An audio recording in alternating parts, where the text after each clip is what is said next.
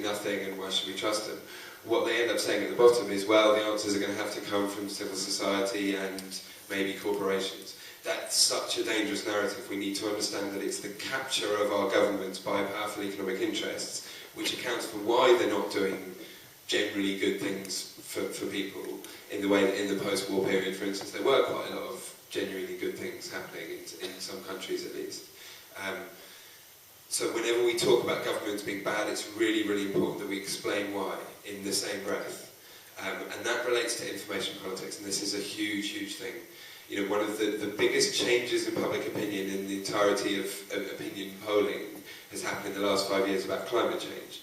And the evidence, the real evidence for climate change has got scarier and scarier and scarier.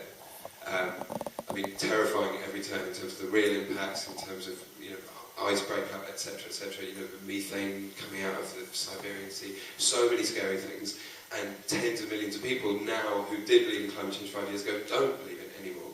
And it's because there are millions and millions of dollars, about hundreds of millions of dollars worth of power, money and expertise in propaganda. And the propaganda industry is about $2 trillion a year, roughly, I think. That's public relations and advertising put together. That is where the problem is. What power does these days, yes, it sort of controls the means of production still.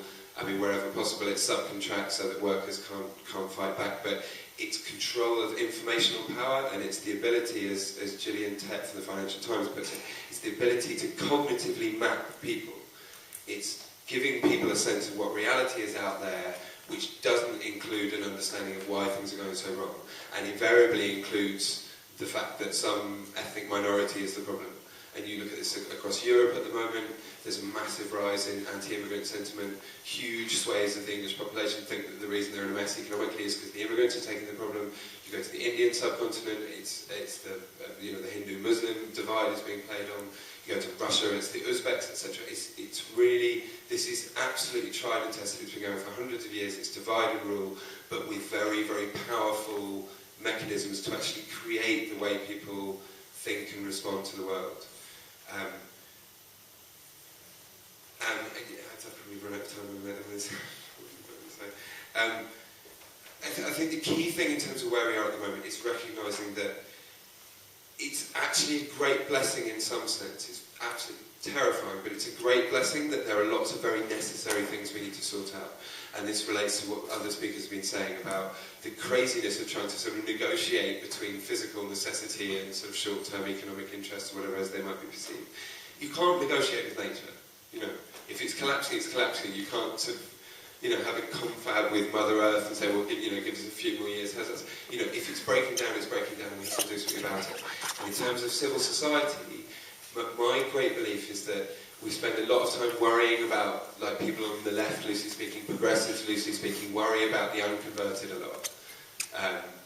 You know, we collectively think we're the kind of converted, we understand what's going on, we just need to get the majority of other people to understand it too. I think the more immediate problem we have is that we're all effectively divided and ruled. You know, we sit down in pubs, probably most of us in this room would roughly speaking agree, I would imagine, on where we are, where we need to go, how insanely unjust it is, what's happening. But when you take each of us in our institutional roles, whether it's for NGOs or whether we're academics or lawyers or whatever, the things we say to the world create all sorts of very slightly different sounding narratives. And the reality for most people is they don't know what to believe. And not surprisingly, they go for the less scary narratives. You know, if you've got only the minority of people actually telling the truth about how far we are, how far gone we are in terms of so many problems, in terms of the fact that we, the UK, are evil. You know, like institutionally, the powerful in history pretty much are the ones that are perpetrating by far the greatest evil.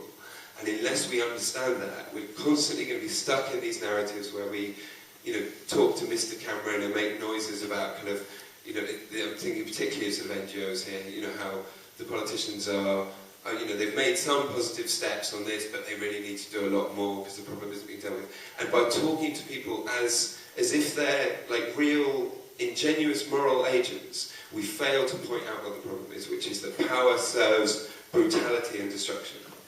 And once we wake up to this is the insanely good news. There is no reason why we can't have a far better world for our children.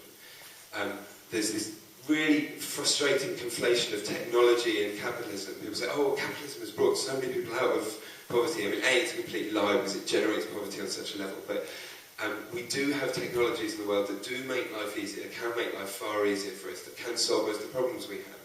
But we need to understand that it's power that stands in the way, and it's the ability of the powerful to manipulate people on the level of heart and mind that is keeping us stuck.